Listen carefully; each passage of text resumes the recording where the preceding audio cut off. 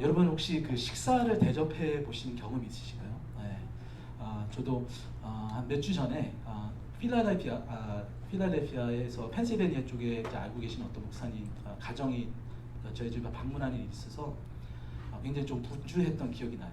그래서 이분들이 오시면 무엇으로 대접할까? 음식을 좀 맛있는 걸 대접해야 되는데, 그래서 고심고심하다가 메릴랜드가 그 블루크랩 이게 좀 유명하잖아요. 그래서 그거를 사러 막 돌아다니고 구글 리뷰를 봐가지고 어디가 맛있게 하는가 그걸 좀 찾아보고 막 그랬던 수고가 있었던 것을 기억합니다. 오늘 본문의 말씀이 마치 그런 거예요. 제가 인도를 가보니까요, 인도가 굉장히 가난한 나라입니다. 소수의 사람들은 굉장히 부자라서 부족한 것 전혀 없고 저희보다 오히려 굉장히 월등히 잘 사는 부유한 사람들인데, 대다수의 사람들은 그렇지 않고 먹을 것을 이렇게 구하려고 그러면은 그 돈이 없어서 쩔쩔매는 그런 성도님들이 대부분이세요. 그 가정교회 성도님들이. 그래서 제가 가면, 인도를 가면 제가 거의 뭐 귀빈 대접을 받습니다.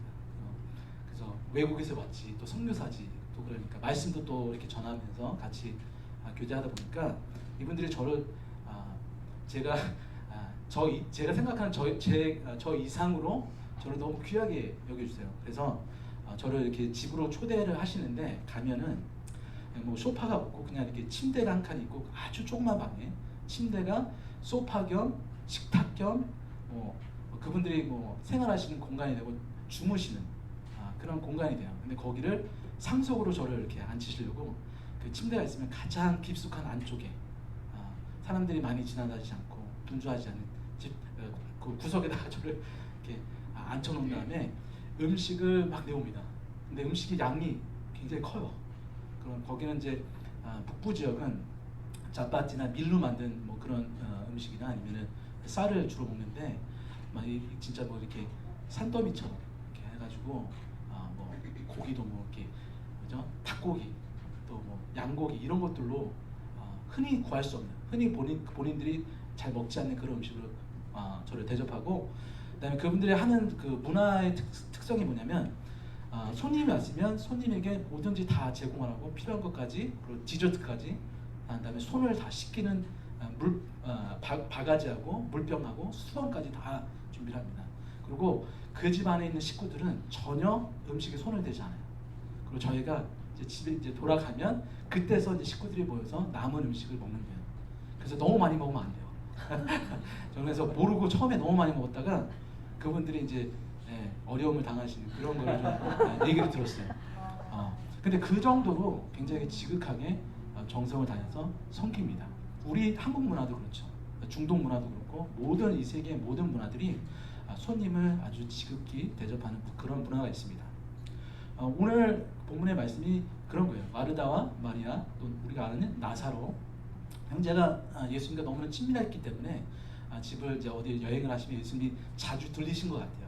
근데 집에 오셨을 때 마르다가 굉장히 기뻐서 예수님을 어떻게 하면 잘 섬길 수 있을까? 어떻게 하면 잘 대접할 수 있을까? 이런 마음으로 예수님께 많은 것을 준비하면서 분주했고, 마리아는 그것보다는 예수님 발밑에 앉아서 예수님 말씀하신 그 말씀을 듣고, 그다음에 그것에 대한 반응으로 예수님께서 마르다를 조금 약간 책망하시고 마리아는 칭찬하시는 그런 내용입니다.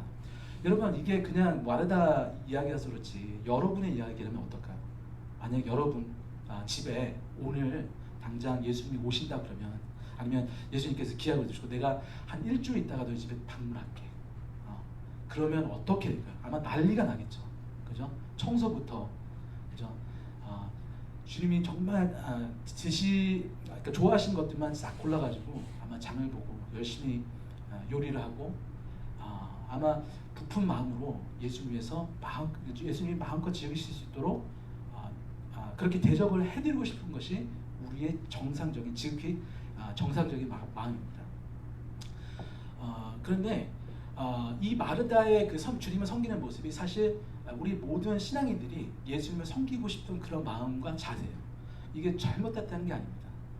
주님을 그렇게 극진하게 대접하고 싶은 우리의 마음이 너무나 있고, 그리고 많은 것이 좋은 거잖아요.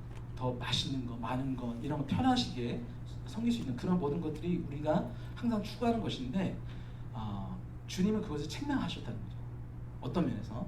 그리고 좋은 의도가 있었던 것을 주님이 아셨어요. 순수한 마음으로 주님을 사랑했기 때문에, 뭐 주님께 잘 대접했기 때문에 주님이 나에게 이런 걸 부탁을 하면 이걸 들어줘야 되고 이런 차원이 아니라 그냥 순수한 마음으로 예수님을 대했다는 사실입니다. 그래서 오히려 마리아의 모습이 우리의 정서와는 너무나 다른 그런 모습이에요. 마리아는 아무것도 안 하고 띵가띵가 놀고 예수님 그 발밑에서 예수님이 하시는 말씀만 그냥 경청하고 있는, 마치 뭐 드라마 한 편을 보듯이 그 자리에 떠나지 않고 예수님 말씀을 그냥 인조이하는 그런 반면에 마리아는 계속해서 분주히 뛰어다니는, 심지어 주님이 길게 와서 자기 동생을 좀 책망해달라고 불평까지 하는 그런 대조적인 모습이 있습니다. 근데 우리의 정서는 마리아가 되면 안 되고 예수님을 섬길 때, 하나님을 섬길 때 이렇게 섬겨야만 해요. 이런 것이 섬김의 모습이고, 마리아처럼 섬김이 없는 모습은 진정한 신앙인이 아니다. 그건 신앙이 아니고 그건 믿음도 아니다. 이렇게 치부할 때가 많은 것 같습니다. 오늘 본문을 통해서 저는 저희 모두는 주님께서 우리 신앙생활에 있어서 가장 중요한 핵심이 무엇인지, 그리고 하나님께서 말씀하시는 진정한 대접, 또 하나님을 향한 섬김이 어떤 것인지 살펴보기를 원합니다. 여러분, 신앙생활의 본질이 뭐죠? 우리가 궁극적으로 이 신앙생활을 하는 이유와 목적이 무엇입니까? 율법이 정의하기를 주 너의 하나님을 너의 마음과 뜻과 성품을 다해, 힘을 다해 사랑하라. 그리고 너의 이웃을 내 몸과 같이 사랑하라. 이 두 가지 강령을 그 십계명과 또 온 율법서를 통해서 주님께서 말씀해 주셨습니다. 그러면 여러분들이 이 말씀을 받아들 때 어떠한 이제 마음이 생기시나요? 그러니까 하나님을 대접하고 사랑하고 섬겨야 되는데 어떻게 섬길 수 있을까? 그리고 무엇으로 섬길 수 있을까? 이런 고민이 생기지 않습니까? 근데 제가 이제 그 다음 그 슬라이드 가시면 이런 사진이 있습니다. 제가 인도에 가면 그 트래픽 라이트에 딱 걸리면 항상 그 주위에 그 길거리에서 정말 살아가는 아이들이 있어요. 그러면 그 아이들이 그 창문을, 제가 만약에 우버를 타고 있으면 창문에 와가지고 창문을 두들기면서 돈을 달라고, 먹을 거 달라고 이렇게 구걸하는 아이들이 있는데, 그들 이제 걔네를 처음 보면서 너무 불쌍했죠. 불쌍하고 또 위험하기도 하고 찾길에 있으니까. 그래서 아이들을 향한 그런 국민의 마음이 있는데, 만약 이제 이 말씀을 묵상하면서 그런 생각이 들었어요. 하나님이 모든 것에 부유하시고 모든 것을 가지시고 전지전능한 하나님이신데, 정말 우리가 하나님을 섬길 때 마치 우리가 이 가난한 아이처럼 길거리에서 아무것도 없이 가난하고 피폐하고 배고프고 이런 존재임에도 불구하고 하나님 보실 때 너는 이것으로 나를 섬겨, 이렇게 요구하실까요? 그러니까 제가 만약에 이런 상상을 해봤어요. 어떤 아이가, 그 길거리 아이가 제가 돈을 자꾸만 주니까 한날은 저를 불러다가 제가 좀 대접을 하겠습니다. 어디 좀 식당을 가시죠. 상상하는 겁니다. 그래서 그 아이가 저를 어디 좋은 데 데려가서 음식을 사준다고 생각해보세요. 아니면 집에 데려가서 빵을 구워서 음식을 해가지고 저를 준다고 생각해보세요. 제가 그 음식을 들고 안절부절 못할 것 같아요. 그와 마찬가지로 하나님은 먼저 우리에게 어떤 섬김과 어떤 사랑, 대접, 이것을 요구하시기 이전에 하나님 쪽에서의 주시는 그 대접, 하나님이 우리에게 베푸시고자 하는 그 긍휼과 자비와 사랑을 먼저 우리로 하여금 누리기를 원하신다는 겁니다. 이 세상의 모든 종교는 그들이 신이라고 불리는 그 초월자를, 창조주를 맹목적으로 섬기라고 말합니다. 그들은 이렇게 외치죠. 너희가 하나님께 희생하고 잘 대접하고 섬기면 너희가 복을 받는데, 그것이 없으면 너희들은 저주를 받고, 너희가 잘 섬겨야만, 대접해야만 너희가 대접을 받을 수 있다. 이런 가르침이 있습니다. 그러나 이와 반대로 저희가 믿고 있는 이 복음, 예수 그리스도의 이 복음은 먼저 하나님이 우리를 도우시는 분이시고, 그분께 나아가기만 하면 그분 쪽에서 주어지는, 우리에게 부어주시는 긍휼과 자비가 우리에게 부어진다는 것을 말씀하시고, 그것이 우리에게 먼저 필요하다는 것을, 우선순위가 하나님의 긍휼과 자비를 우리가 먼저 누리고 그것을 받아야지만 하나님을 사랑할 수 있다, 이렇게 선포하고 있습니다. 그래서 사실 까놓고 얘기하면 우리가 하나님을 절대 섬길 수가 없어요. 섬기고 싶어도 섬길 수 있는 자원도 없고요. 또 그런 방법도 없고 하나님을 섬긴다고 하는 그 자체가 어불성설입니다. 우리에게 보이지 아니하시는 분, 우리를 창조하시고 우리에게 모든 것을 은혜로 허락하신 이미 우리에게 주신 그분을 무엇으로 그분을 섬길 수 있고 그의 은혜를 갚을 수 있단 말입니까? 그리고 하나님이 무엇을 기뻐하시는지도 잘 모르고 맹목적으로 우리가 좋아하는 음식 우리가 제가 짜장면을 좋아하면 손님들이 오시면 짜장면을 다 좋아하시는 줄 알고 짜장면을 해드리면 짜장면을 개중에 안 좋아하시는 분도 계시는데 그럴 수 있다는 거예요. 하나님이 누구신지 모르고 그분이 무엇을 좋아하시고 무엇을 원하시는지 모르면 하나님을 섬길 수 없는 그러한 불가능한 존재라는 겁니다. 그래서 포인트 그 본론의 포인트 첫 번째는 이겁니다.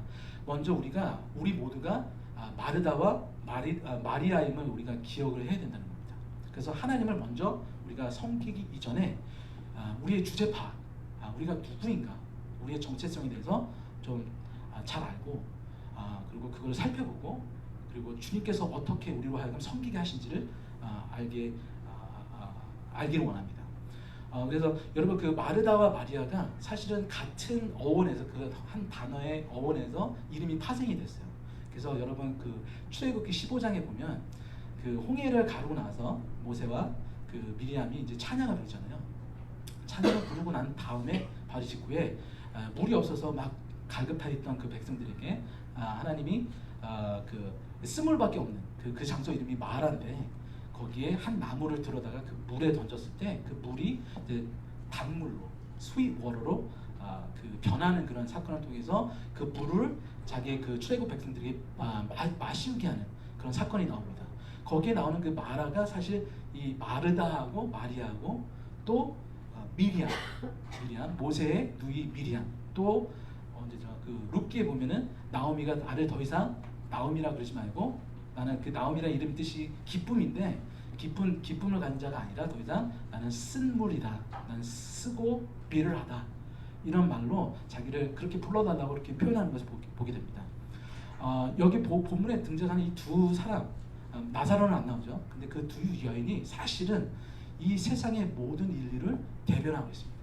이것이 그러니까 이 세상은 두 부류의 사람들이 존재한다는 거예요. 마치 예수 그리스도가 중심에 계시고 오른편 강도와 좌편 강도가 있는 것처럼 이 세상의 모든 사람들은 죄로 인해서 타락하고 하나님의 그 축복에서 끊어지고 생명에서 끊어지고 항상 갈급하고 항상 쓴물 더 이상 생수의 강물이 넘쳐나지 않는 그러한 존재임을 죄인된 저주 가운데 영원한 생명이 없는 죽어있는 자임을 선포하고 계신다는 거예요. 근데 그 죽은 자들이 갈급한 자들이 쓴물인 자들이 생수 되신 예수님을 만나기 위해서 어떤 노력을 하냐면 한 부류는 마르다처럼 예수님을 마음껏 섬기고 예수님 대접함으로 그의 사랑을 쟁취하려고 하는 그런 부류가 있고 한 부류는 무엇을 주님께 섬기고 무엇을 대접해 드리기보다는 주님 앞에 겸손히 그 발 앞에 엎드려서 주님께서 주시는 말씀을 경청하고 그 안에서 깨달아진 그 깨달음으로 주님을 사랑하고자 하는 그러한 두 부류가 있다는 겁니다. 그래서 쉽게 말씀드리면 하나는 율법주의자들 그리고 한 부류는 은혜주의자 어떻게 보면 은혜를 갈구하고 긍휼을 사모하는 자들 그러니까 율법으로 하나님께 나아가려는 그런 시도를 안 하고 하나님의 의로 하나님이 주시는 긍휼과 자비로 주님께 나아가려는 하는 그 두 부류가 있다는 거예요. 근데 이게 세상에만 있는 것이 아니라 교회 안에도 있다는 겁니다. 교회 안에도 우리가 주님을 섬길 때 하나님을 섬길 때 이렇게 열심히 하고 이렇게 분주하고 내가 많은 것을 해야 하나님이 나를 기뻐하시고 나를 축복하시겠지. 내가 하나님 앞에 많은 헌물을 드리고 이렇게 해야 하나님이 기뻐하시겠지. 이런 착각을 가지고 살아가는 성도들이 있다는 거예요. 그리고 한 부류는 아무것도 안 하는 것 같고 섬김도 안 하고 봉사도 안 하고 그런 것 같은데 오히려 하나님이 많은 일을 통해서 자기 의를 가지고 이 사람은 교회 봉사도 안 하고 전도도 안 하고 이 사람들은 진짜 우리의 신도가 아닙니다. 이렇게 정지하는 그런 부류가 아니라 불평하는 부류가 아니라 하나님만으로 주님만으로 만족하는 부류가 있다는 거예요. 근데 주님이 모셨을 때 마르다는 주님께서 칭찬할 만한데, 우리의 눈으로 봤을 때는 칭찬할 만한데 그를 책망하시고 오히려 마리아를 칭찬하면서 그가 좋은 편에 되겠다.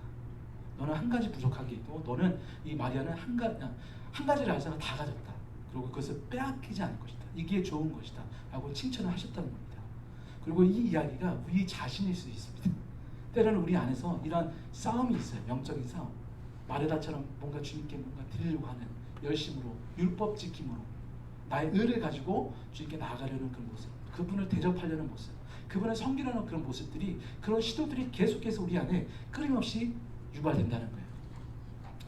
그래서 이 본문의 본문을 보면 여러분들 잘 아신 것처럼 선한 사마리아인의 그 비유가 나오죠. 그래서 거기 율법사가 이렇게 얘기합니다. 예수님, 선생님, 제가 영생을 얻기 위해서 무엇을 해야 합니까? 그러니까 이 율법사는 자기가 뭔가 할 수 있다는 거예요. 그래서 예수님이 말씀합니다. 주 너의 하나님을 생명 다해 사랑해라. 그리고 너의 이웃을 사랑해라.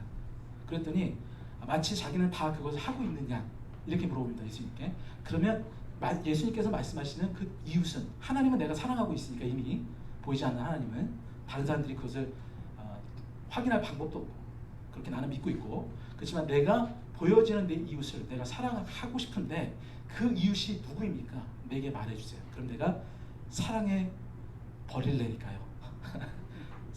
내가 사랑해 주겠습니다.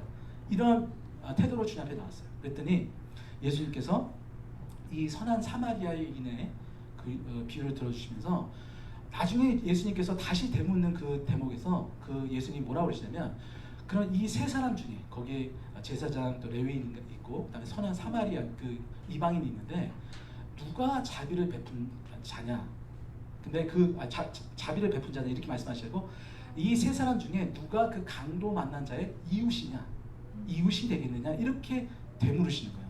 그러니까 그 뜻은 뭐냐면 이런 겁니다. 우리 모두가 이 사단의 그러니까 사단에 와서 훔치고 도적질하고 멸망시키고 죽이는 그런 자로 우리가 와서 우리의 영혼을 피폐하게 하고 우리를 죄에 범죄하게 함으로 우리를 죽게 만드는데, 우리에게 남은 것이 아무것도 없고 우리는 쓴물이 됐는데 누가 과연 그에게 참 이웃이 되어 주겠느냐?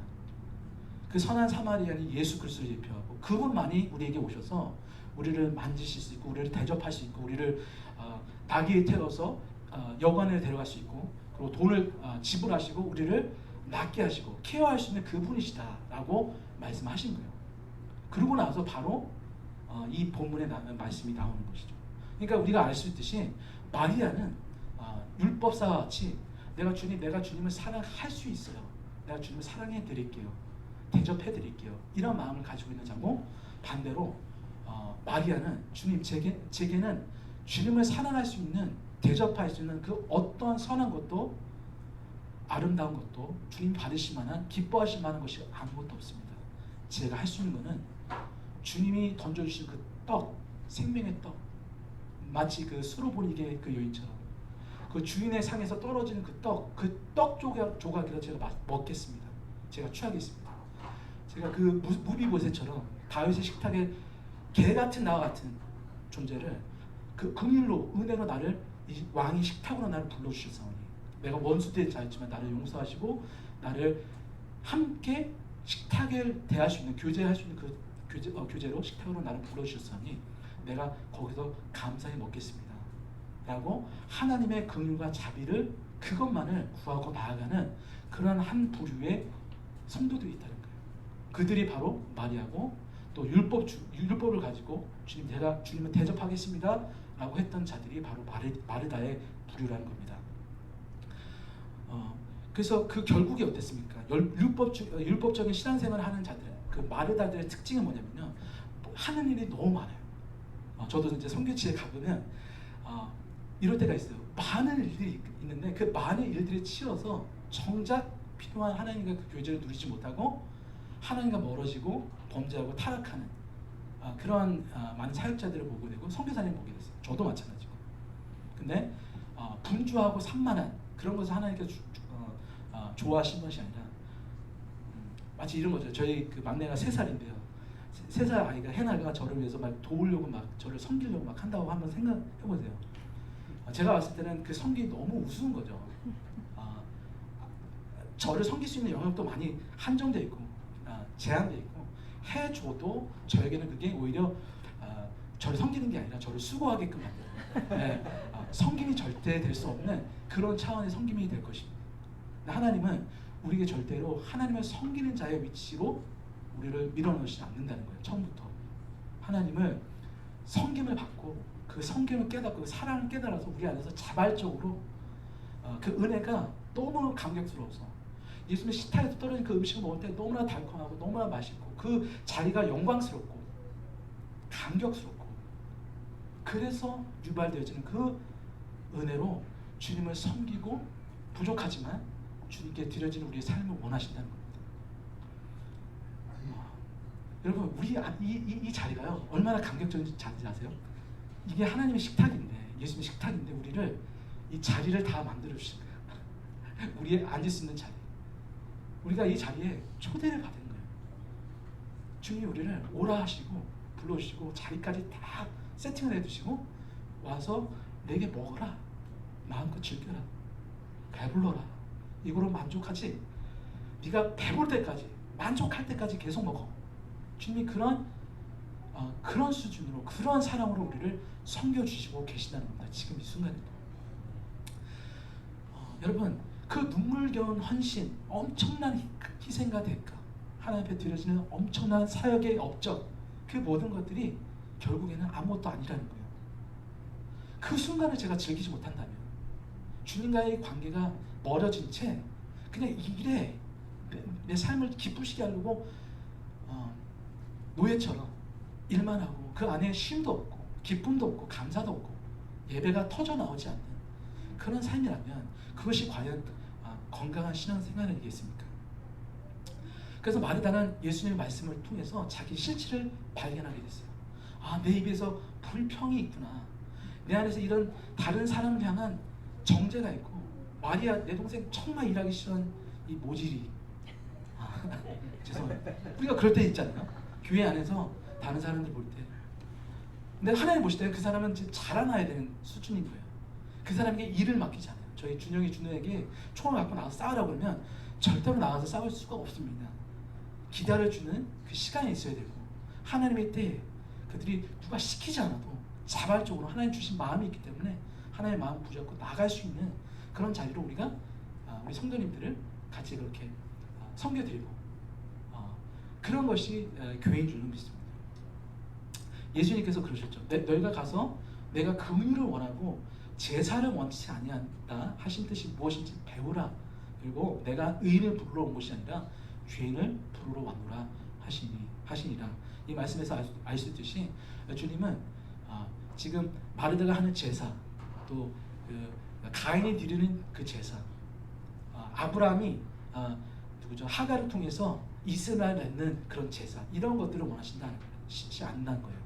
우리가 만들어내는 어떤 열심 인간적인 차원에서의 헌신 이런 것이 아니라 하나님이 주시는 그 헌신으로 나중에 누굴 주셨죠? 이삭을 주셨죠. 그 이삭의 생명을 가지고 다시 모리아 산에 가서 주님께 다시 한번 드릴 수 있는 하나님이 주신 그 아들을 내 아들이 아니거든요. 아브라함의 아들이 아닙니다. 하나님의 아들은 그 이삭을 다시 하나님께 드리는 예수 그리스도께서 우리에게 보신 하나님께서 보신 우리 안에 있는 예수 생명을 하나님이 정말 받으실 만한 하나님이 받으실 수 있는 정결한 예물 산제사 그거를 다시 한번 주님께 돌려드릴 수 있는 그 자리까지 나아가시도록 우리를 계속해서 말씀하시고 우리를 먹이시고 우리를 대접하시고 그래서 결국 그 자리까지 갈 수 있도록 우리를 이끌어 가신다는 거예요. 하나님의 은혜로. 누가복음 15장의 그 탕자의 비유에서 알 수도 있듯이 그 아들의 조건은요. 나중에 그 탕자가 아버지께 돌아왔을 때 금가락지 제가 오늘 결혼반지를 빼고 왔는데 금가락지랑 그다음에 그 옷이랑 그다음에 장자권을 의미하는 옷 그 시그넷 그 링하고 그다음에 샌들을 그 아버지가 주거든요. 그게 뭐냐면 집에서 열심히 일하고 있는 탕자 형 집을 전혀 한 번도 떠나본 적이 없는 아버지 말이라면 꾹꾹하고 항상 순종하고 아버지를 아버지로 대접했던 그 아들은 아버지가 볼 때는 진정한 장자가 아니라 진짜 내 대를 이을 수 있는, 내 마음을 알고 있는 자가 아니라 이 나갔다가 아버지 집이 그리워서 돼지들이 먹던 그 음식으로 배를 채우고 허기 졌던 그가 다시 아버지가 주셨던 그 떡이 그리워서 다시 돌아와서 아버지, 저는 이제 더 이상 아버지의 아들로서의 그런 지위, 그런 권세, 특권 이런 것을 누릴 수 있는 그런 자가 아닙니다. 저는 아버지가 데리고 계시는 여러 일꾼 중에 한 사람으로 저를 취급해 주십시오 라고 아버지의 긍휼과 그 사랑을 깨닫고 돌아온 그에게 그 아버지가 네가 바로 살아있는 내 아들이다, 네가 잃었다가 죽었다가 다시 돌아온 내 아들이다 라고 인정해 주신다는 거예요. 그 아들은 아버지의 마음을 알았기 때문에, 아버지의 중심에 뭐가 있었는지 알았기 때문에 그 아버지의 집을 치리할 수 있는, 같이 통치할 수 있는, 다스릴 수 있는, 섬길 수 있는, 대접할 수 있는 자로 하나님께서 만들어 가셨다는 겁니다. 여러분, 두 번째 포인트는 뭐냐면요, 저희가 기억하길 원하는 것은 주님이 먼저 우리를 섬기러 이 땅에 오셨다는 겁니다. 우리가 주님께 나아간 것이 아니라 주님이 우리 가운데 오셨다는 겁니다. 마가복음 10장 45절에 이런 말씀이 있습니다. 인자에 온 것은 섬김을 받으려 함이 아니라 도리어 섬기려 하고 자기 목숨을 많은 사람의 대속물로 주려 함이라. 아까 저희가 봤던 그 강도 만난 그 자의 선한 이웃이 됐던 예수 그리스도, 자신을 대표하는 그 그리스도, 이 땅에 오셔서 아무것도 할 수 없는 우리를 일으켜 세우시고, 우리를 나귀에 업히게 하시고, 여관에 가서 치유하시고, 모든 값을 지불하시는 그런 모습. 3일 만에 부활하셔서 다시 오겠다, 내가 나머지 그 값을 다 치렀다, 그리고 우리를 온전케 하시는 그 예수 그리스도의 그 예표를 볼 수가 있습니다. 이 하나님의 창조 원리에서는 무조건 제일 먼저 하나님 창조주 크신 자가 작은 자, 피조물, 우리 같은 죄인을 섬기는 것이 지극히 정상적인 창조 원리입니다. 작은 자가 큰 자를 섬길 수가 없어요. 그래서 예수님이 제자들이 네가 크냐 내가 크냐 라고 싸울 때 예수님이 큰 자가 작은 자를 섬기는 것이다, 섬기는 자가 바로 큰 자이다 라고 하셨던 그런 말씀이 기억납니다. 여러분, 예수님께서 또 이런 말씀하시죠. 도적이 오는 것은 도적질하고 죽이고 멸망시키는 것뿐이요, 내가 온 것은 양으로 생명을 얻게 하고 더 풍성히 얻게 하려는 것이다. 주님께서 먼저 우리에게 오셔서 그 사랑을 우리에게 부어주신 거예요. 그 사랑을 온전히 잊고 주님을 사랑할 수 있는 자리까지 우리를 밀어 올리신다, 우리를 이끌어 가신다. 그러기 위해서 우리에게 보혜사 예수 그리스도, 그리고 또 다른 보혜사 성령 하나님 우리에게 보내주셔서 아까 우리가 불렀던 찬양처럼 우리를 떠나시지 않으시고, 우리의 고아와 가부처럼 내버려 두지 아니하시고, 우리의 남편이 되우시고, 우리가 진정한 하나님 아버지가 되우심으로 우리가 그 사랑 안에서 자라갈 수 있도록 주님을 알고 주님을 사랑할 수 있는 자로, 섬길 수 있는 자리, 그 자리까지 우리를 이끌어 가신다는 겁니다. 세 번째 포인트는 이겁니다. 그러면 먼저 주님의 섬김을 저희가 적극적으로 받고 능동적으로 받고 그 은혜를 충분히 만끽하고 누리라는 겁니다. 저희가 이 교회에 왔을 때 사역이 먼저 생각나면 안 되는 거예요. 우리가 섬겨야 되는, 물론 섬겨야 되는 영역이 있고 책임이 있고 그것을 소홀히 하라는 것이 아니라 먼저 우리의 우선순위가 하나님 아버지 집에 왔을 때는 그분의 식탁에서 떨어지는 그 말씀과 또 교제 가운데 하나님 주시는 그 성도들 간의 교제 가운데서도 주님이 말씀하시거든요. 그 말씀의 떡을 우리가 먹고 그분의 사랑을 우리가 만끽하고 누리는 것이 제일 우선되는 우선순위라는 겁니다. 근데 우리의 아까 말씀드린 정서상 이게 잘 안 돼요.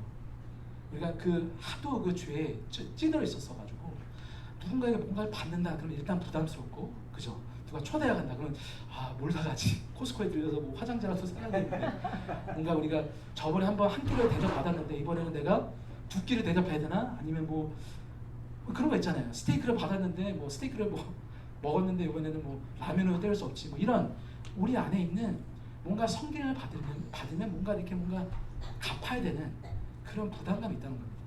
근데 주님께서 말씀하시는 게 우리가 주님 앞에 나올 때는 전혀 그럴 부담감과 필요가 없다는 거예요. 그래서 이사야서 55장에 여러분들 잘 아시는 말씀이지만 이렇게 선포합니다. 너희 목마른 자들아 물로 나오라, 돈 없는 자도 오라, 너희는 와서 사 먹되 돈 없이 값 없이 와서 포도주와 젖을 사라. 너희가 어찌하여 양식 아닌 것을 위하여 은을 달아주며 배부르게 못할 것을 위하여 수고하느냐. 나를 청종하라. 그리하면 너희가 좋은 것을 먹을 것이요 너희 마음이 기름진 것으로 즐거움을 얻으리라. 너희는 귀를 기울이고 내게 나와 들으라. 그리하면 너희 영혼이 살리라. 내가 너희에게 영원한 언약을 세우리니 곧 다윗에게 허락한 확실한 은혜리라. 아멘. 지금 마르다는요 열심히 하나님 앞에 주님 앞에 막 섬겼다고 하는데 나중에 이 안에 기쁨도 없고 여유도 없고 안식도 없고 모든 게 사라져 버렸습니다. 근데 주님이 말씀하실 때 그것을 위해서 수고하지 말고 헛된 것을 위해서 수고하거나 열심히 부르지 말고 먼저 내게 와서 들으라. 내가 너를 살찌게 하겠다. 내가 너를 충족하게 하겠다. 만족하게 하겠다. 이런 은혜를 받으라고 주님 말씀하십니다. 여러분 금식을 한번 생각해 보세요. 금식. 금식의 궁극적인 목적은 뭘까요? 저도 요즘에 좀 살을 빼려고 하는데 잘 안 돼요. 그래서 저희 아내에게는 저녁을 제가 안 먹겠다. 근데 저녁 시간만 딱 되면 이상하게 또 배가 고프고 군것질을 하고 막 그래요.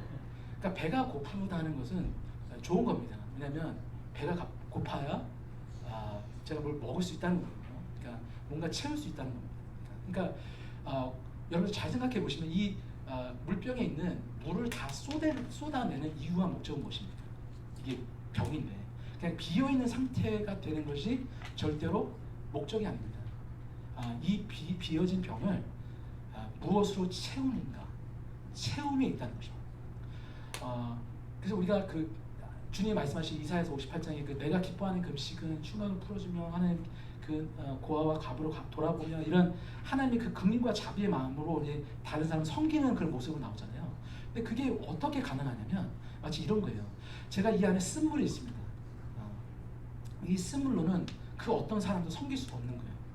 저 사람이 목마른데 여기 쓴물, 여기에 독이 들어있는 물을 제가 그들에게 억지로 먹일 수가 없는 거예요. 근데 하나님께서 금식을 통해서 우리 안에 있는 이 쓴물, 우리의 죄악, 우리의 모든 염려, 우리의 모든 연약함, 강함, 우리가 자부하고 있는 그런 우리의 힘, 이런 모든 것들을 다 깨끗이 비워내고 하나님의 말씀으로 광야에서 이스라엘 백성들이 만나를 통해서 계속해서 그 애굽에 먹었던 그 음식들이 이제는 더 이상 어떻게 처음에는 애굽으로 돌아가야지. 애굽의 그 게장이 맛있고 그 애굽의 그 부추와 마늘 그거 다 그리웠는데 이런 입맛이 이제는 다 내 안에서 제거가 되고 하나님의 순전한 말씀으로만 먹여지니까 그 옛세대가 다 죽고 이제는 애굽을 알지 못하는 애굽을 이제 마음으로 동경할 수 없는 돌아가길 원하지 않는 그 금식으로 40년 동안 하나님의 살아있는 영의 말씀으로 우리를 채우실 때 이게 차고 넘쳐 흐르는 그 섬김으로 다른 사람을 섬기라고 우리에게 계속해서 말씀을 듣고 채워지게 하고 그러라는 겁니다. 그래서 그 금식의 궁극적인 목적은 우리 안에 있는 영혼 안에 있는 안 좋은 그 더러운 것들을 다 디탁스 해버리고 다 비워버리고 깨끗게 하고 이 안에 정결한 하나님의 말씀으로 우리가 아까 불렀던 찬양처럼 하나님의 말씀은 영원하신 그 말씀이 우리 안에 있기 때문에 그 영원하신 그 권능의 말씀이 우리 안에 있기 때문에 그것이 차고 넘쳐서 다른 자에게 흘러가서 그 사람들이 목을 축이고 그들이 만족함을 얻는 그러한 방법으로 우리를 섬기라고 다른 사람들 섬기라고 우리를 부르셨다는 거예요. 그래서 여러분 아까 그 본문의 말씀처럼 주님께서 마르다에게 말씀합니다. 마리아는 좋은 편을 선택했다.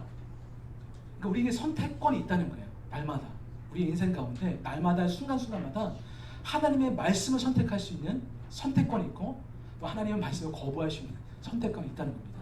그 자유의지가. 근데 하나님께서 주님께서 말씀하시는데 날마다 최우선적으로 네가 선택해야 되는 것 유일한 그 한 가지가 바로 나다. 내 말씀이다. 이걸 먹으면 너는 살 수 있어. 이것을 먹으면 네 영혼이 기쁘고 만족하고 감사가 나오는 나를 정말 알아보고 나를 예배할 수 있는 자가 되는 거야. 주님이 이렇게 마르다에게 그 말씀을 해주시는 거예요.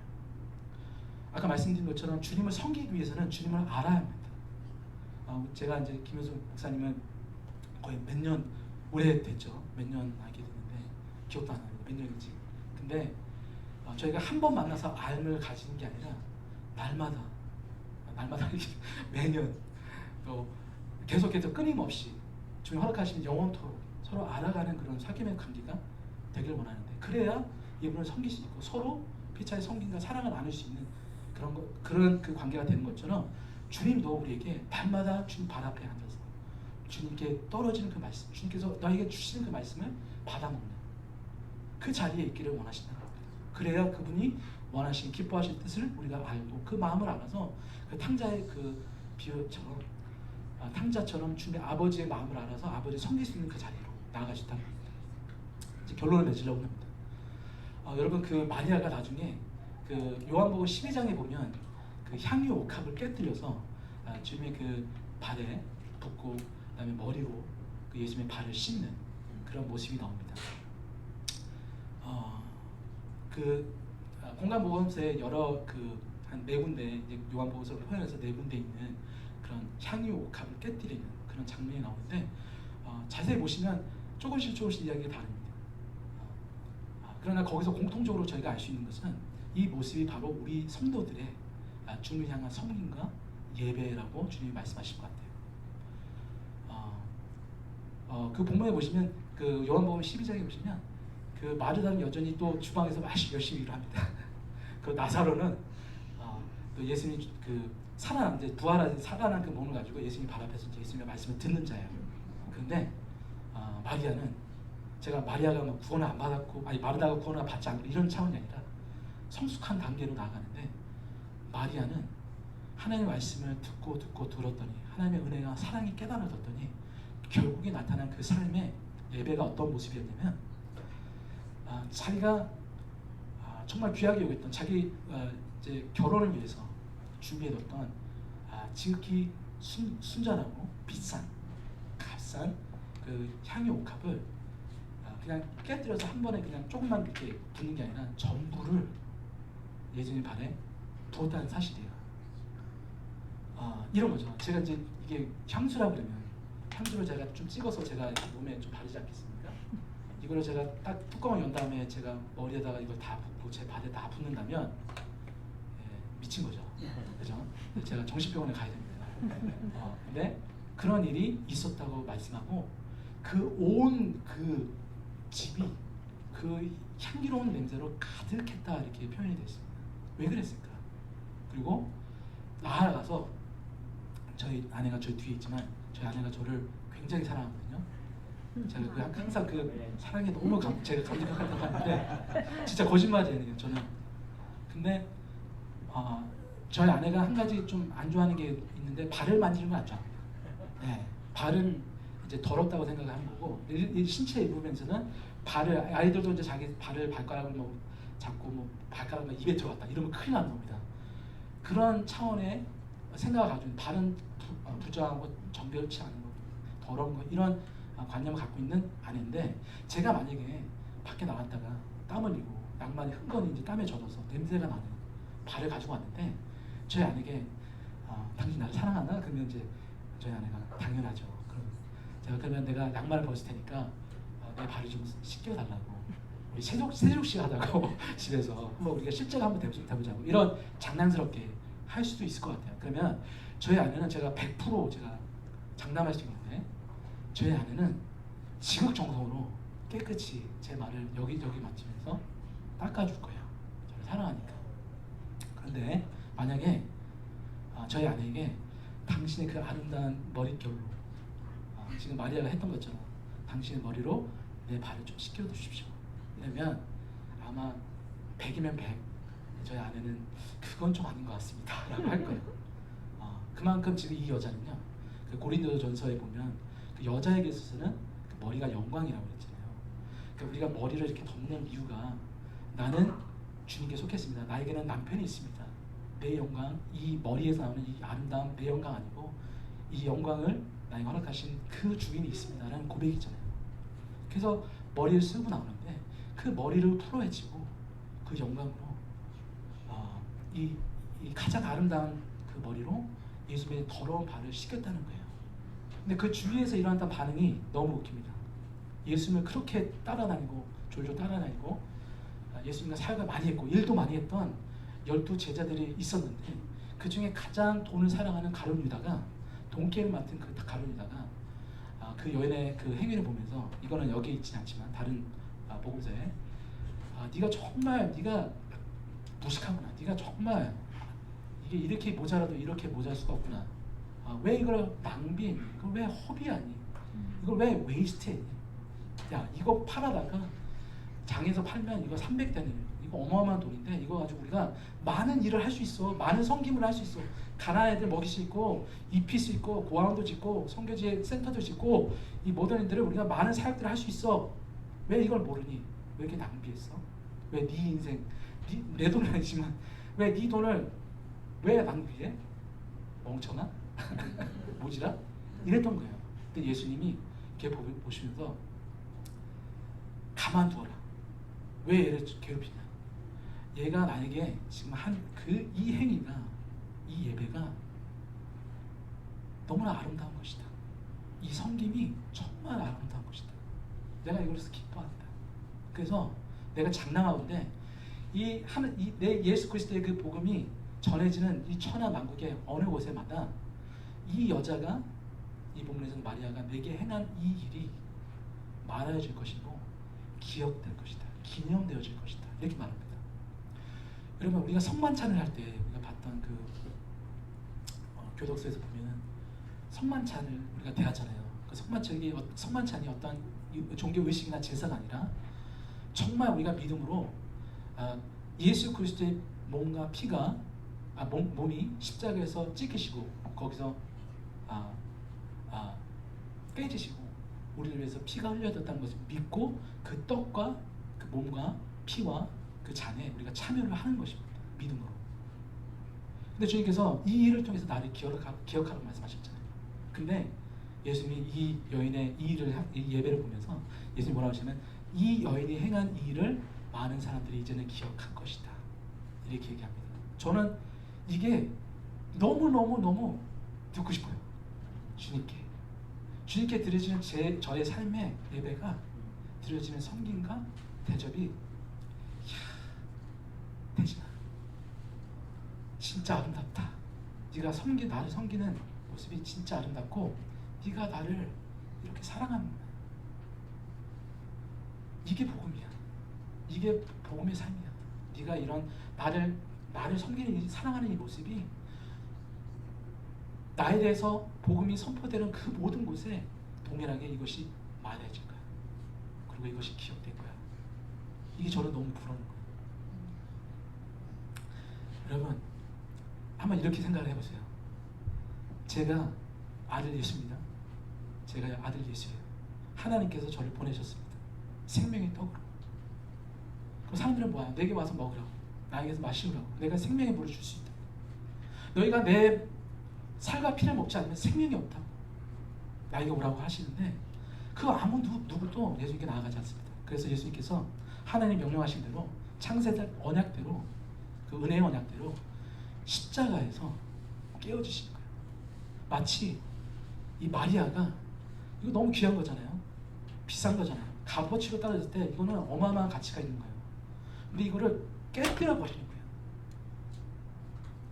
그리고 다 묻습니다. 다른 사람들 그런 거예요. 이거 왜 허비했어? 허비라는 게 뭐죠? 이 사람이 값어치가 없는데 이 사람에게 1,000원어치 값어치가 안 되는 겁니다. 이 사람은 라면을 먹이면 그것도 너무 비싸. 이 사람 그냥 껌 한 통 주면 돼. 이렇게 여길 수 있는데 그런 자에게 아무것도 주지 않아도 베풀지 않아도 아무 상관없는 그에게 하나님께서 자신의 가장 귀한 아들을, 그 생명을 깨뜨려 보십니다. 십자가에서. 죄송합니다. 흥분해가지고 십자가에서 깨뜨리시고 그의 피와 물을 다 부으신 거예요. 누구를 위해서요? 저와 여러분들을 위해서. 그 모습을, 그 마리아의 그 예배가 있은 직후에 6월절 밤에 준비하는 그날에 제자들의 발을 씻으시는 거예요. 그 하나님의 영광의 강체이신 그분이 그 영광을 다 내려놓으시고 그 아름다움으로 우리의 발을 만지시고 씻기시고 물과 피를 십자가에서 다 쏟으시고 되었다 하시고 다 이뤘다 하시고 우리를 정결케 하시고 금식하게 하시고 깨끗게 하시고 우리에게 성령을 부으시는 거예요. 하나님의 그 영, 거룩한 영을 이제는 우리가 피로 깨끗해졌기 때문에 우리 안에 이제 성령이 거하시는 하나님의 전이 됐기 때문에 그 성령을 우리에게 주시고 날마다 이 말씀으로 나아갈 수 있도록 갈급할 수 있도록 말씀으로 채워주고 충만할 수 있도록 우리를 그렇게 여기셨다는 거예요. 그런 자리로 우리를 섬기셨다는 겁니다. 하나님 쪽에서 이게 웨이스트예요. 제가 봤을 때 아들 예수 그리스도의 피가 저에게 뿌려졌다는 거는 저에게 부어졌다는 거는 어마어마한 낭비입니다. 근데 주님이 하나님이 아니 그거 낭비 아닌데 너 그거 받을 만한 자격이 있는데 내가 너를 사랑하는데 내가 너를 대접했는데 그 사랑을 깨닫기만 하면 하나님 앞에 드려지는 그 어떤 섬김과 헌신도 대접도 우리가 최선을 억지로 짜가지고 내어지는 그런 대접과 섬김이 아니라 그것을 초월하는 내가 다 드리고도 너무 부족해서 하나님 제가 이거밖에 없습니다. 제가 주님께 뭘 드린 게 있나요? 제가 주님께 드려지는 이 섬김 성교지 가서 뭐 고생하는 거 내가 여기서 주님을 뭐 따른다고 이렇게 매번 그냥 새벽에 나와주는 거 밥을 해오는 거 이런 차원이 아니라 주님 그 모든 것이 하나님의 은혜고 그 모든 것이 예배가 되어버리는 거예요. 찬양이 되고 주님이 그러한 섬김으로 우리를 섬기시고 또 그 섬기로 우리를 주님이 그런 섬김으로 대접받기 원하시는 그 마음을 우리 이 아침에 헤아리기 원합니다. 마지막으로 이 한 말씀만 읽고 마치겠습니다. 베드로전서 4장의 말씀인데요. 만물의 마지막이 가까이 왔습니다. 그러므로 정신을 차리고 삼가 조심하여 기도하십시오. 무엇보다도 먼저 서로 뜨겁게 사랑하십시오. 사랑은 허다한 죄를 덮어줍니다. 볼품없이 서로 따뜻하게 대접하십시오. 각 사람은 은사를 받은 대로 하나님의 여러 가지 은혜를 맡은 선한 관리인으로서 서로 봉사하십시오. 말을 하는 사람은 하나님의 말씀을 전파하는 사람답게 하고 봉사하는 사람은 하나님께서 주시는 힘으로 봉사하는 사람답게 하십시오. 그리하면 하나님이 모든 일에 예수 그리스도로 말미암아 영광을 받으실 것입니다. 영광과 권세가 영원 무궁하고 그에게만 있습니다. 아멘. 아멘. 이런 예배, 이런 섬김, 주님이 기뻐하시는 예배자로 나아가시는 큰빛 제자교회 성도님들 한 분 한 분, 우리 목사님, 사모님 되실 수 있도록 축복합니다. 감사합니다.